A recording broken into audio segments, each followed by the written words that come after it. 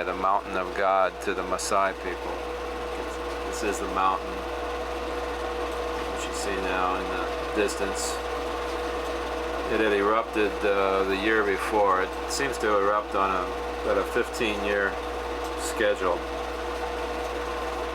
And it covered the latest eruption. It covered it with a lot of ash, and the surrounding area was pretty desolate because of that. You can see a number of carcasses of animals. We went on this trip with about 4 or 5 Land Rovers, and various teachers. It was an all-expat weekend. This was our last camp before driving up to the base. And we did not succeed in getting to the summit. We got on a ridge which sort of petered out and you couldn't really advance on very easily. And by the time we could get to another ridge, it was getting to be too late in the afternoon to really hope to get there. This is the lone track going into that area.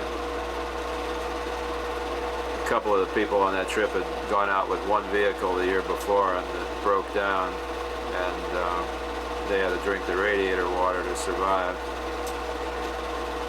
Those were some vultures feasting on a carcass of a cow that may have died from eating contaminated grass that had been covered by the ash from the mountain. One of the people who had been out there before the eruption said the mountain was just covered with vegetation and green and a lot of animals on it, but there was hardly anything around there within 10-mile radius of the mountain at that time.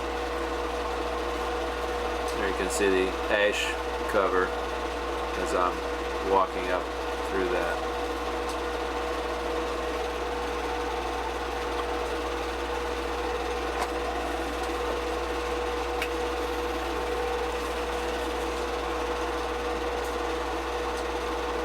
This is where we sort of ran out of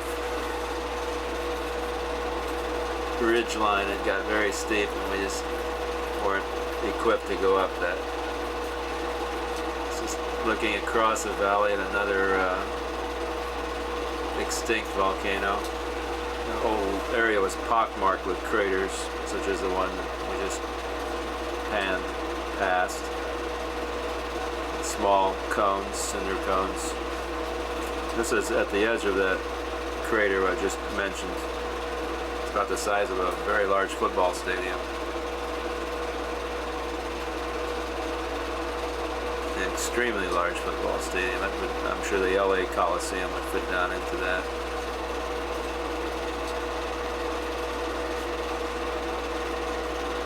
There's David Court and his future wife Elspeth. There was a little bit of game we saw in the area as we got away from the mountain. We stopped at a prehistoric site called Engaruka, a city thought to have held about 30,000 inhabitants. It's never really been excavated. Louis Leakey did some preliminary surveys of it in the 1930s, and but it remains to be dug up. And examined. It's right on the edge of the Rift Valley. This is in the ruins area. We had a wash. There's good water coming off the Rift Valley right through there.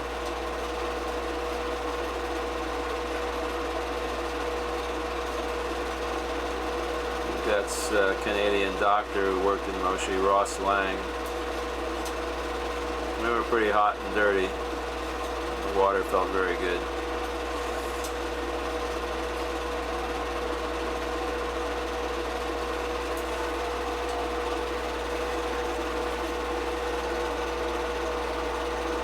There's some of the walls.